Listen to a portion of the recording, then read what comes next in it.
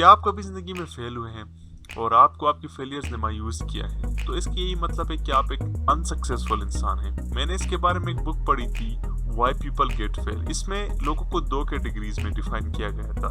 एक कैटेगरी जिसमें 95% लोग आते हैं दुनिया की, यानी फेल होने के बाद वो मायूस हो जाते हैं। दूसरी कैटेगरी वो जिसमें 5% लोग आते हैं, यानी फेल होने के बाद उसे दोबारा ट्राई करते हैं और उसको लर्निंग प्रोसेस बनाते हैं। इस बुक में ये कहा गया था कि लोग इसलिए फेल होते हैं क्योंकि सक्सेस की एक फ्रीक्वेंसी होती है, यानी फ्रीक्वेंसी जो है सक्सेस की वो 10 है।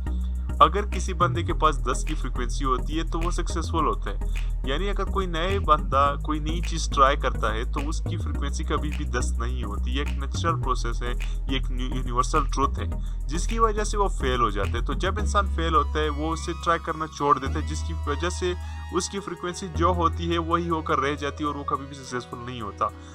तो अगर आप कभी फेल हुए हैं तो आपने उसे दोबारा ट्राई करना है, ताकि आपकी फ्रीक्वेंसी ज़्यादा से ज़्यादा होती जाए। जितनी ज़्यादा आपकी फ्रीक्वेंसी होगी उतना ही आप सक्सेस के करीब होंगे। तो इसमें मायूस होने की क्या बात है? अपनी इस वीडियो में से 4 प्रिंसिपल बताने जा रहा हूँ, जिनके बाद जिसको अगर आप अडॉप्ट करें तो आप एक अनसक्सेसफुल इंसान से एक सक्सेसफुल इंसान बन सकते हैं। पहला, फेलियर्स आपको किरदार बनाती है। इस बुक में कहा गया था कि जो लोग फेल होते हैं और फेल होने के बाद उस चीज़ को ट्राई दोबारा नहीं करते, वो कभी भी किरदार नहीं बनते, क्योंकि किरदार वही बंदा बनता है जो अपने आप को टफ टाइम देता है। टफ टाइम आता ही तब है जब अपनी फ्रीक्वेंसी को इंसान ज्यादा करता है। इंसान की फ्रीक्वेंसी तब ज्यादा होती है जब वो नाकामयाब होता है। यानी अगर आज के बाद अगर आप फेल हुए तो आपने उसे दोबारा ट्राई करना है, ताकि आप अपनी फ्रीक्वेंसी को ज्यादा कर सके। जितनी ज्यादा आप अपनी फ्रीक्वेंसी को करेंगे उतना ज्यादा आपका किरदार बेटर होगा।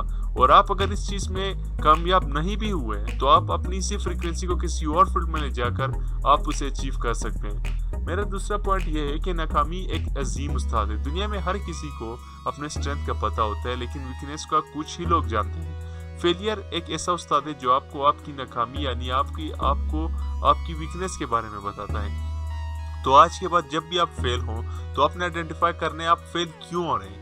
तो आपने अपनी वीकनेस को आइडेंटिफाई करना है और उसको अपने स्ट्रेंथ में कन्वर्ट करना है। माइकल जॉर्डन जो बास्केटबॉल की काफी बड़े प्लेयर हैं, उनसे एक इंटरव्यू में जब पूछा गया तो उन्होंने इंकशाफ किया कि वो अपने स्कूल में फेल हुए एक बास्केटबॉल टीम बनाने में। तो आज अगर आपसे मैं पूछूं तो आप मुझे ये नहीं कह सकते कि माइकल जॉर्डन बास्केटबॉल के कोई मामूली प्लेयर है। वो बहुत बड़े प्लेयर हैं, फेलियर्स के बाद ही वो इतने बड़े प्लेयर बने। फेलियर्स आपको क्रिएटिव बनाती है। स्टीव जॉब्स जो इतने एजुकेटेड नहीं थे फिर भी उन्होंने एप्पल जैसी कंपनी बना डाली, लेकिन अपनी कंपनी को बनाने के 10 साल बाद उसे कंपनी से फायर किया गया। तो वो मजबूर हुए और उन्होंने एप्पल जैसी यानी आईफोन की एप्पल जो प्रोडक्ट है उस जैसी इन्वेंशन की, जिसके बाद टेक्नोलॉजी में टच मोबाइल की इन्वेंशन आई। जो मेरा आखिरी प्रिंसिपल है वो ये है कि फेलियर आपके अंदर टॉलरेंस लाती है। जब इंसान फेल होता है तो वो या दोबारा ट्राई करता है या उसे गिव अप कर। जब वो दोबारा ट्राई करते तो उसके अंदर टॉलरेंस आ जाती है। हैरी पॉटर के ऑथर ने ये इंकशाफ किया था कि जब वो हैरी पॉटर सीरीज यानी दुनिया की जो सबसे सक्सेसफुल सीरीज है आजकल उसे लिखने जा रहे थे तो उन्हें कोई पब्लिशर नहीं मिल रहा था। 5 साल उन्होंने ट्राई किया, काफी सारे पब्लिशर्स के बाद गए और एक पब्लिशर ने उनका जो ये सीरीज थी यानी जो नोवेल था उसे एक्सेप्ट किया, जिसके बाद वो एक बहुत बड़ी नोवेल हमारे सामने आई, हमारी बहुत बड़ी नोवेल की शक्ल में हमारे सामने आई।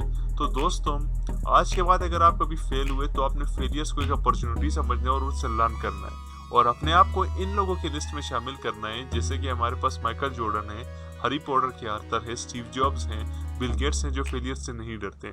वीडियो पसंद आने की सूरत में सब्सक्राइब करना ना भूलिए।